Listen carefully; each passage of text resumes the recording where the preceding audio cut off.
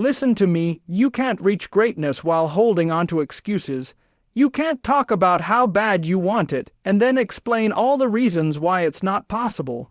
Every time you say, I would, but, you're building another wall between you and your future. Excuses are the silent killers of excellence. They sound innocent, I'm tired, I don't have time, I don't have the right support, but every one of them steals a piece of your potential. You've got to stop protecting your weakness and start promoting your strength. You've got to stop defending the limitations that keep you average.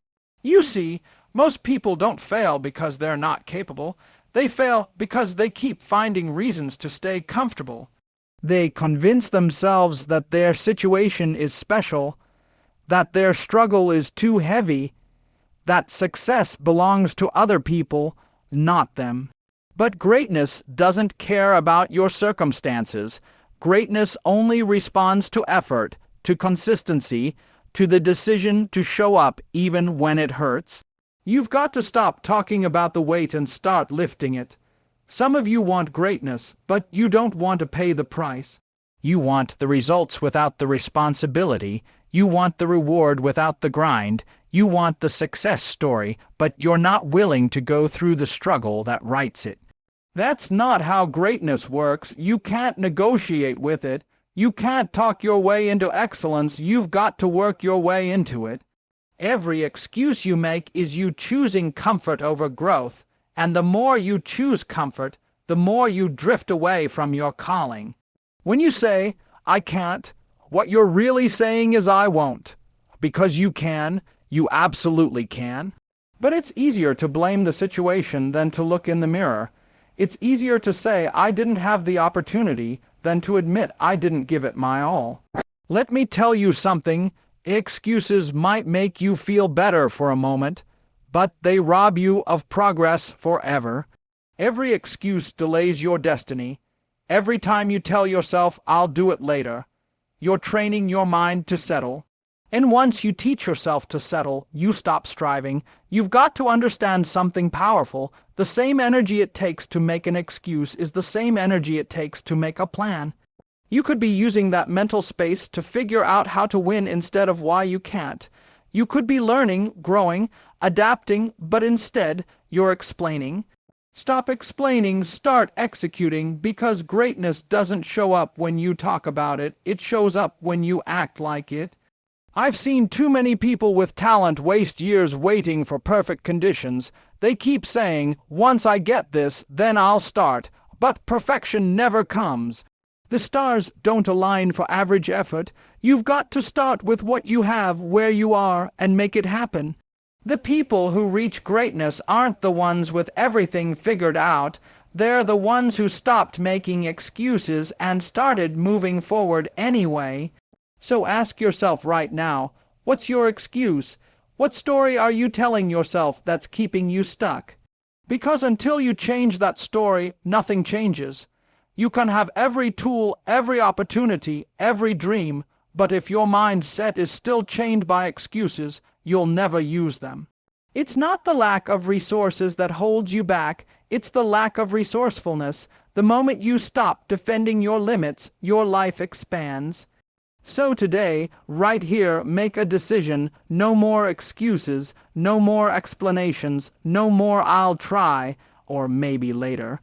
If you want greatness, you've got to own your actions, your discipline, your results. Because when you stop making excuses, you start making progress, and that's the moment greatness begins. Listen, I don't care how driven you are, how talented you are, or how big your dream is. If your environment is toxic, your potential will suffocate. You can't grow in soil that's killing your roots. Some of you are wondering why your energy feels drained, why your motivation fades, why you can't seem to stay consistent. It's because you keep planting yourself in the wrong place. You're surrounding yourself with people who don't feed your fire, they steal your flame. You can't reach greatness hanging around people who are comfortable being average. Your environment shapes your energy more than you think. The people you spend time with are either adding to your vision or subtracting from it. You've got to ask yourself what kind of voices are in your circle. Are they voices that speak life, that push you to grow, that challenge you to do better? Or are they voices that tell you to chill, to slow down, to just be realistic?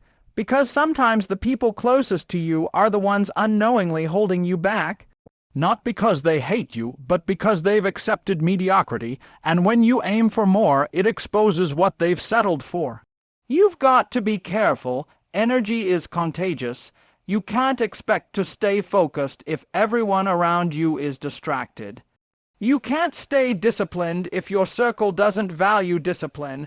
You can't talk about your dreams to people who stopped dreaming a long time ago.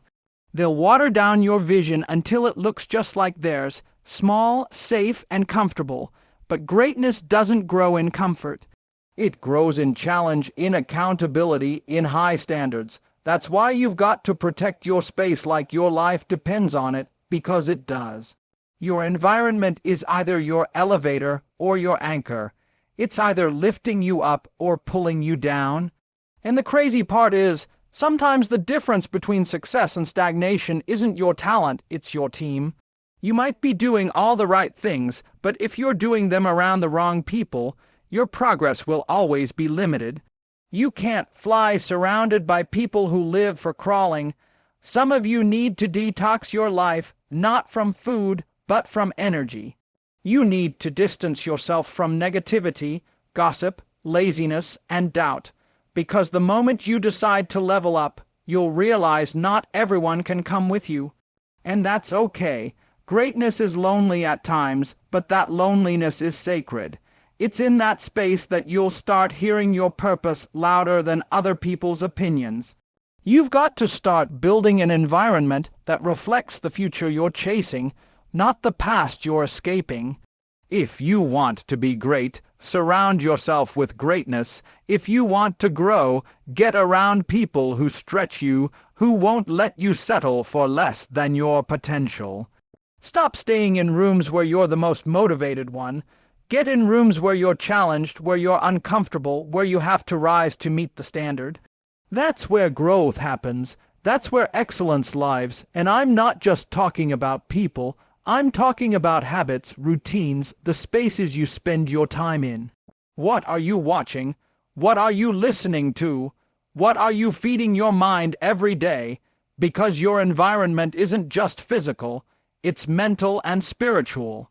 You can't wake up to greatness if your surroundings keep singing lullabies of comfort. So if you really want to grow, if you're serious about unlocking your full potential, then take inventory of your environment. Ask yourself, is this space helping me become who I'm meant to be or keeping me who I've always been? Because when you change your environment, your energy shifts. And when your energy shifts, everything changes. Greatness can't breathe in a negative space, so clear it out, clean it up, and create the atmosphere where your best self can finally come alive. You know what's really stopping most people from becoming great. It's not a lack of talent. It's not a lack of opportunity. It's fear, fear of failing, fear of falling, fear of looking foolish in front of others. But let me tell you something, failure is not the enemy. Failure is the teacher that greatness sits under. You can't grow without falling. You can't rise without risk. Yet so many of you are standing still, not because you can't move forward, but because you're scared of what might happen if you do. You're scared of the rejection, the criticism, the possibility that you might try and not make it. But that fear is the wall between where you are and where you could be. The truth is, failure isn't what breaks people, it's what builds them. Every person who ever achieved greatness had to fall before they could fly. They didn't avoid failure, they faced it, learned from it, and came back stronger. The difference between the ones who make it and the ones who don't isn't that one group never failed. It's that one group refused to let failure define them. You can't reach your full potential if you treat every mistake like a life sentence. Failure doesn't mean you're finished. It means you're learning. It means you're alive. It means you're in the game. Too many of you are living your life on defense. You're trying not to lose instead of trying to win. You play it safe, you stay in your comfort zone, and you call it being careful. But really, you're just afraid. You say you're waiting for the right moment, but what you're really waiting for is a guarantee, and there are no guarantees in greatness. There's only the grind, the growth, and the grit to keep going even when things don't go your way. You can't be great and play it safe at the same time. Greatness lives in the unknown. It lives in the risk, in the trial, in the moments when you could lose everything but still choose to step forward anyway. Fear tricks you. It tells you stories that sound like wisdom. It says, "What if it doesn't work?" But you've got to flip that question, what if it does? What if you actually make it? What if the thing you've been dreaming about is just on the other side of that fear? You've been standing in front of a door you could open at any moment, but you won't turn the handle because you're too focused on the possibility of it being locked. You've got to move. Even if you don't see the whole path, take the first step, because motion kills fear. Action builds confidence, and confidence fuels greatness. Every failure you've had in your life wasn't a loss, it was data. It was direction. It was feedback from life telling you, not this way, but keep going. You've got to stop taking failure personally and start taking it seriously. Study it, learn from it, and let it shape you. You don't need to be fearless. You just need to be brave enough to move forward in spite of fear. Courage isn't the absence of fear, it's mastery over it. It's looking fear in the face and saying, "You don't control me anymore." And don't let the fear of judgment stop you either. People will always talk. They'll laugh when you fail, but they'll still be watching when you rise. You can't live your life trying to please the crowd. You've got to live it chasing your calling, because the only thing worse than failing is never trying and spending the rest of your life wondering what could have been. So, stop letting fear dictate your destiny. Stop letting the thought of falling keep you from flying. You were built for more than playing it safe. Failure doesn't make you weak, quitting does. You don't need to be perfect, you just need to be persistent. Because every time you push through fear, you step one level closer to greatness, and eventually, that fear that once held you back will bow to the fire that's been burning inside you all along. Everybody wants to be great when it feels good. Everybody wants to be consistent when the energy's high and the motivation is flowing. But greatness doesn't show up in the moments when it's easy. It's built in the moments when it's hard. Discipline is what separates dreamers from doers and doers from dominators. Motivation might get you started, but discipline is what keeps you standing when motivation disappears. Because let's be honest, there are going to be days when you don't feel like it. Days when the alarm goes off and you want to stay in bed. Days when the work feels pointless, the progress feels slow, and quitting sounds easier than continuing. That's when discipline steps in and says, "I don't care how you feel, we've got work to do." See, motivation is an emotion, and emotions change. One day you're fired up, the next day you're drained. One day you're inspired, the next you're frustrated. If you build your life around how you feel, you'll always be inconsistent. But discipline is a decision. It's a commitment that doesn't need to be renegotiated every morning. It's the promise you make to yourself that says, "I'm going to show up no matter what." That's the foundation of greatness. Everybody talks about wanting success until success requires sacrifice, until it means saying no to comfort, no to distractions, no to the easy way out. Discipline means doing what has to be done even when you don't feel like doing it. And that's the part people don't want to hear because it's not glamorous. Nobody celebrates the lonely hours of practice, the quiet mornings of preparation, the countless repetitions that nobody sees. But those are the hours that make you great. Those are the moments that separate the consistent from the convenient. You see, you don't rise to the level of your motivation. You fall to the level of your discipline. If your habits are weak, your dreams will collapse under pressure. But when your habits are strong, when your structure is solid, you can withstand any storm. You can lose inspiration and still stay consistent. Because discipline isn't about feelings, it's about focus. It's about knowing your why so deeply that no matter how heavy it gets, you keep pushing forward.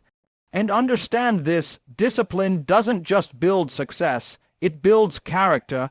It teaches you control. It teaches you patience. It teaches you how to keep your emotions from driving your actions. The person who can control their discipline controls their destiny. Because the truth is, greatness doesn't come from what you do occasionally, it comes from what you do daily. Every small act of consistency compounds into something massive. Every decision to keep going when it would have been easier to quit is another brick in the foundation of your legacy. You can't pray for greatness and live in laziness. You can't speak success and practice inconsistency. You've got to align your actions with your aspirations. That means waking up early when you'd rather sleep. That means putting in extra work when no one's watching. That means choosing growth over comfort every single day. Because discipline doesn't give you results overnight, it gives you progress over time. And when the results finally come, when you finally look back and realize how far you've come, you'll know it wasn't luck. It wasn't talent, it was discipline, the quiet, relentless commitment to keep showing up. That's the real secret to greatness. It's not in the hype, it's not in the emotion, it's in the habit of doing what needs to be done even when every part of you wants to stop. So stop waiting to feel ready, stop waiting for motivation to hit you. You don't need to feel it, you need to be it. Because once you master discipline, motivation becomes a bonus, and when you live with that kind of consistency, there's not a single thing in this world that can stop you from becoming great. Too many people are chasing pleasure when they should be chasing purpose, and that's the real reason most never reach greatness. They want to feel good now instead of doing what's good for them long term. They want comfort, not calling. They want the quick hit of satisfaction instead of the deep fulfillment that only comes from sacrifice and discipline. But you've got to understand something: pleasure is temporary, purpose is eternal. Pleasure fades when the feeling's gone, but purpose keeps you going when everything else falls apart. Every time you choose pleasure over purpose, you trade your destiny for a distraction. You give up your future for a moment of comfort. You say you want to be successful, but you keep giving in to what feels easy. You say you want to be great, but you keep stopping when it gets uncomfortable. Let me tell you, greatness doesn't live in the comfort zone. It lives in the sacrifice zone. It lives in the hours when you're tired but still working, when you're lonely but still focused, when you're hurting but still pushing. That's where purpose lives. Pleasure will whisper to you, take it easy, you deserve a break, you can do it tomorrow.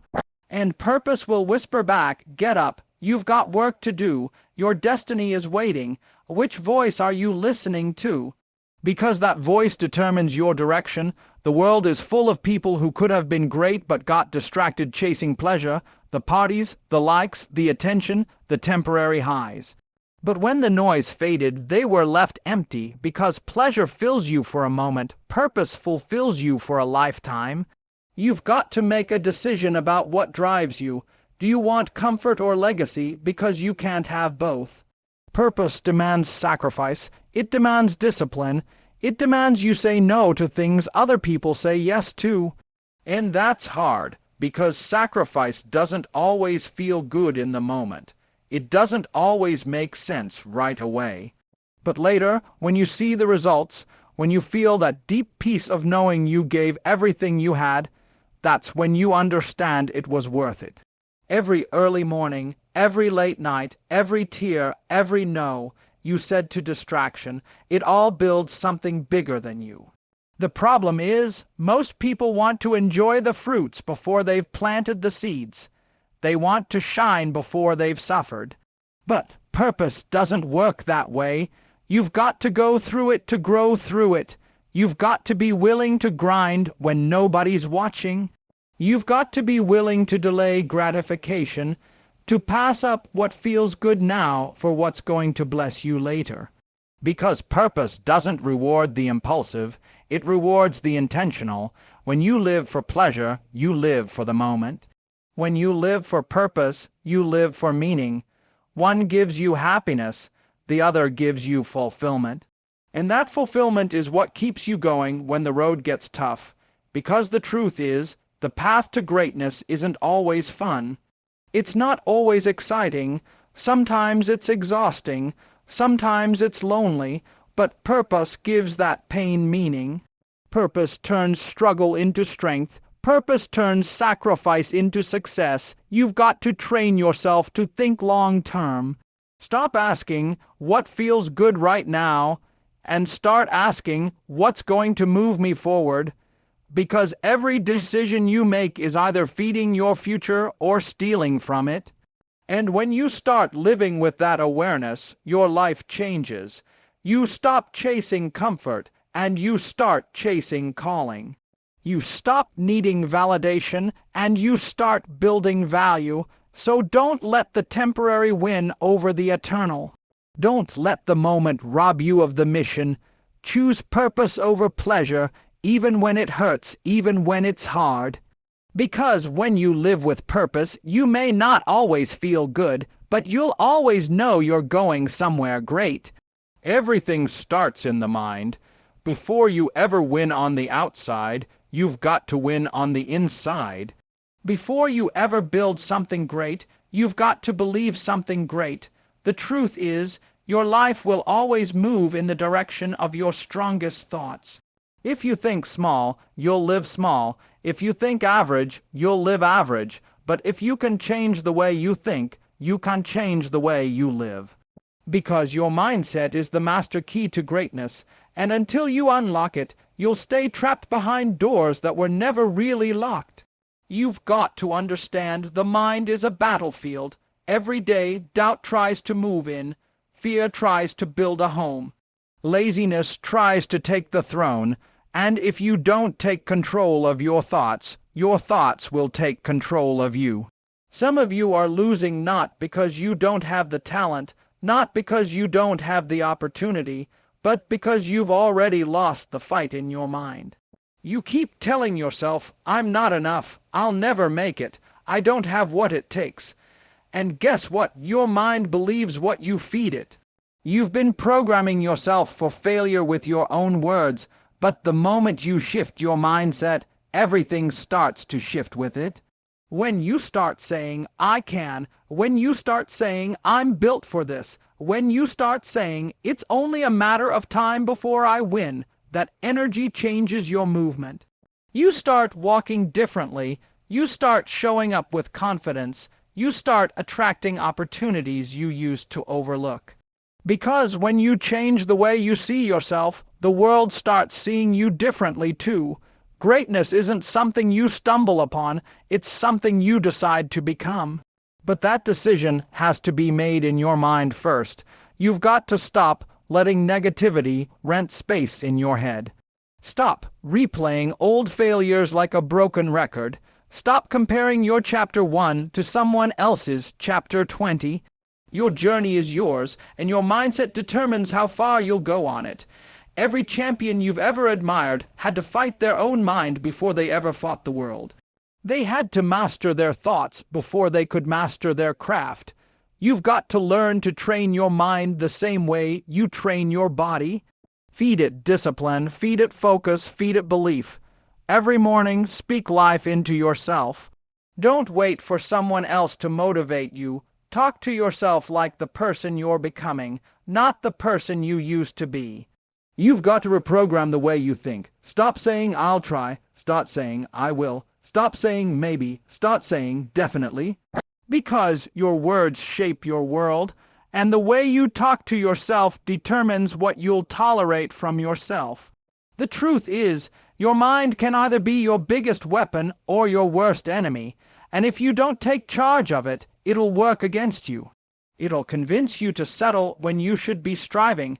It'll tell you to quit when you're one step away from your breakthrough. But when you learn to silence that doubt, when you replace fear with faith and hesitation with hunger, that's when you become unstoppable.